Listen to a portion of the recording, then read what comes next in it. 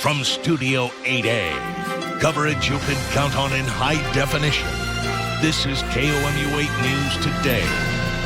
A man appears in court in connection with a murder case. And some mid-Missouri motorists may need a new route to work until next week. Thanks for waking up with us. I'm Megan Murphy. And I'm Greg Mantell. I'm Eric Aldrich. All right, thank you very much. Missouri's Department of Revenue saga continues with the termination of its document scanning and retention practice. The department will no longer keep electronic copies of documents Missourians bring into state licensing offices. Governor Nixon signed House Bill 5 yesterday, an appropriation bill calling for an end to the practice. KOMU 8's Lucas Geisler is at the state capitol. Lucas, what changes did the bill bring to the licensing process? Teenagers to enter the casinos. But Governor Jay Nixon vetoed a bill that would ultimately lower the offense for underage youth trying to sneak into casinos with fake identification. KOMU 8's Luke Liddon is live in the studio to tell us more about the legislation. Well, thanks, Greg and Megan. The bill's main goal was to lower the offense to infraction and eliminate incarceration as well. Wildfires have displaced hundreds of people in Colorado and Arizona this summer. After the break, we'll explain why one of these states is now worrying about water with no place to go. This is KOMU 8 News Today, coverage you can count on your Tuesday, July 2nd, 4:35 a.m. Mourners gathered in Prescott, Arizona for memorial service in honor of the 19 elite firefighters who died while battling a wildfire over the weekend.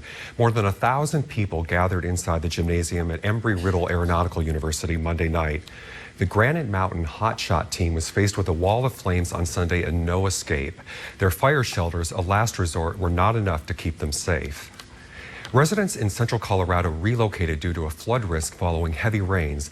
Authorities say a flash flood in an area burned by last year's Waldo Canyon fire has left mud and debris on U.S. Highway 24.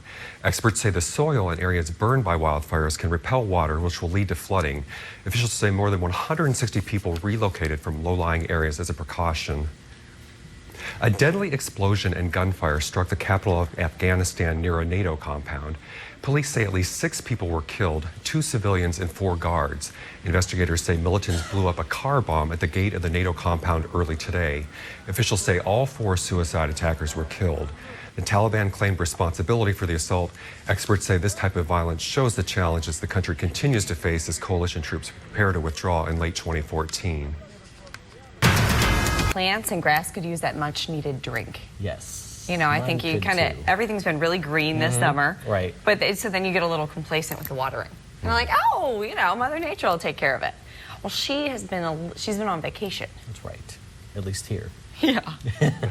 So. I'm looking forward to a vacation. Well, there you go. All right. Thank you. Good. In your consumer news, a new study has found car insurance premiums can double with a teenage driver. According to insurancequotes.com, married couples pay an average 84% more for car insurance when they add a teen driver to their policy. The results vary by age, gender, and state.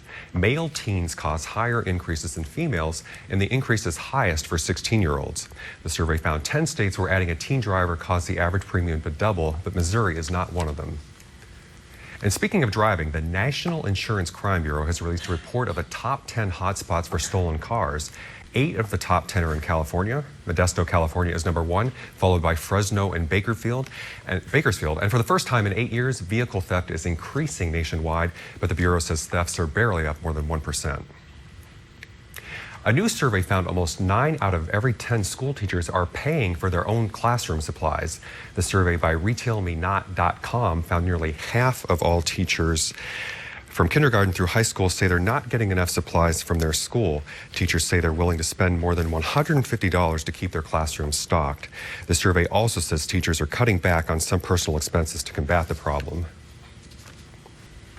Welcome back. The summer heat can be dangerous to many, especially women who are pregnant. Summer also happens to be the peak time for births in the United States. So as hospitals gear up for the summer baby boom, NBC's Rachel McNeil shares some advice from doctors for expectant mothers.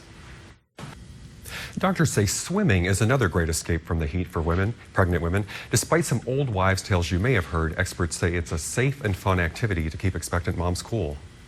In the rest of your health news, women who spend most of their career working the night shift may have an increased risk for breast cancer. Canadian researchers say women who work the night shift for 30 years or more were 2 times more likely to develop breast cancer.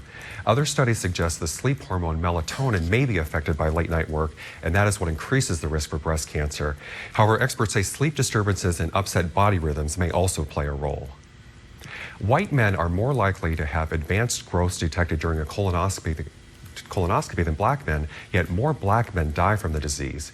Researchers at Boston Medical Center report African American men were 40% less likely to have growths detected during the screening test than Caucasian men.